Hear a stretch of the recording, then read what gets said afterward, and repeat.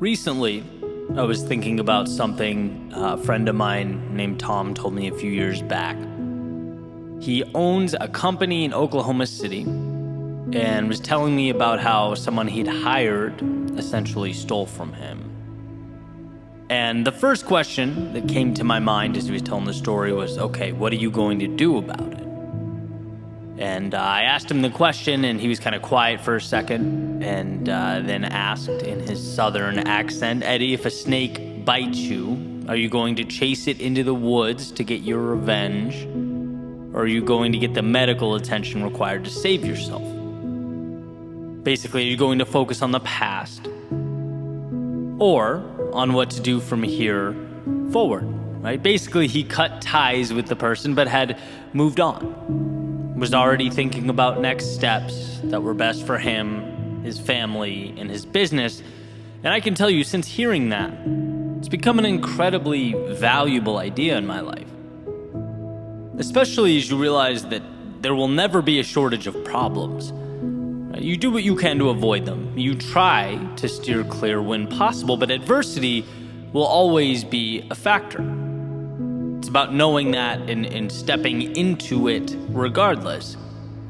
It's something that's always intertwined in our development, and I find value in asking myself, is this action I'm about to take conducive to my growth and my happiness, or am I just chasing snakes? Does this just feel good in the short term because I'm angry or I've been wronged or something along those lines? Especially since most harm inflicted on others derive from incompetence, not malice, and I truly believe that. I think very frequently we attribute sinister motives to others when 99% of the time it's sheer stupidity. It's imperfect humans trying to navigate an often complex world. We make mistakes. Now, I'm not suggesting you don't stand up for yourself when you've been wronged or slighted. Of course you should. But the magic is in not personalizing the situation. Right? Possessing the emotional IQ to understand, hey, look, it's not about me, but whether I can salvage this situation from here. And that depends solely on how I choose to look at it. Emerson wrote, people do not seem to realize that their opinion of the world is also a confession of their character. And what a powerful point. The flexibility and the leeway available to us when it comes to making sense of the world speaks to not how the world is, but how the onlooker thinks and interprets. Depersonalizing the situation is one of the greatest superpowers at our disposal. When you're angry and accusatory, you will, as Tom put it, end up chasing snakes. You'll end up breaking things that will need to be rebuilt and uttering words you'll wish you'd never spoken. But the 5 seconds required to pause, to collect yourself, and realize that you're in control is everything. The ability to see the person, the situation, or the world not as an adversary stacked against you, but as an inevitable challenge that must be managed. So how will you choose to manage it? How will you choose to arrange the pieces? And by the way, I'm fully aware a constant theme for my speeches and podcasts and videos is the act of pointing not out at the world, but in at ourselves. My responsibility, my fault, my problem to deal with. I understand just how heavy that is, how hard that can be. Especially when deflecting blame often feels like it would just be a tremendous weight off of our shoulders, when revenge feels like the easy, intuitive move. But again, it's short-term relief. To truly grow, to find the calm and happiness and meaning we long for, it's the internal relationship with ourselves that matters most.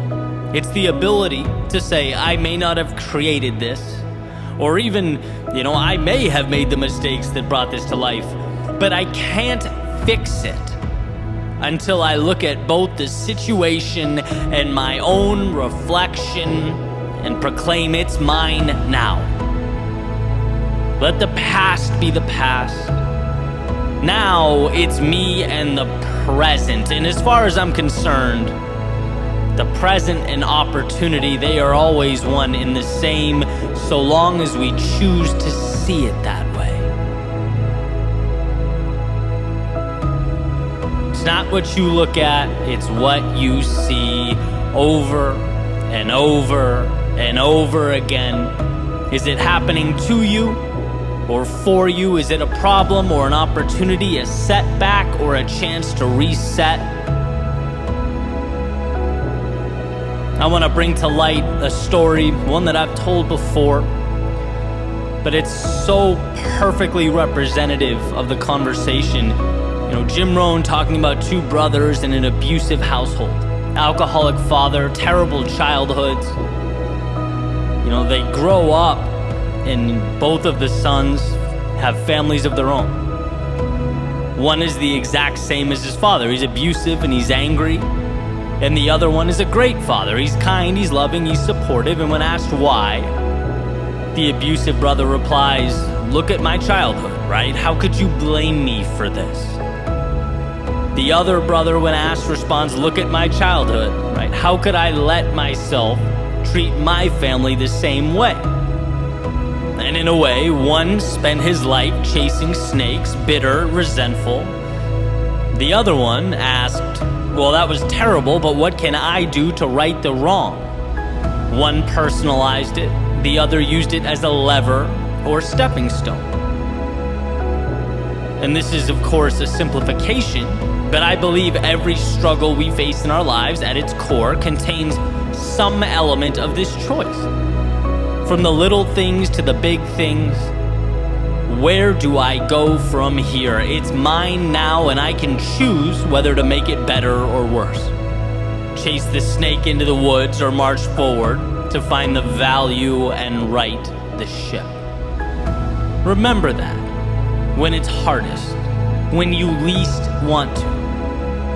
Remember that the present contains every single thing you need to begin a journey to recovery, to growth, to contentment and meaning.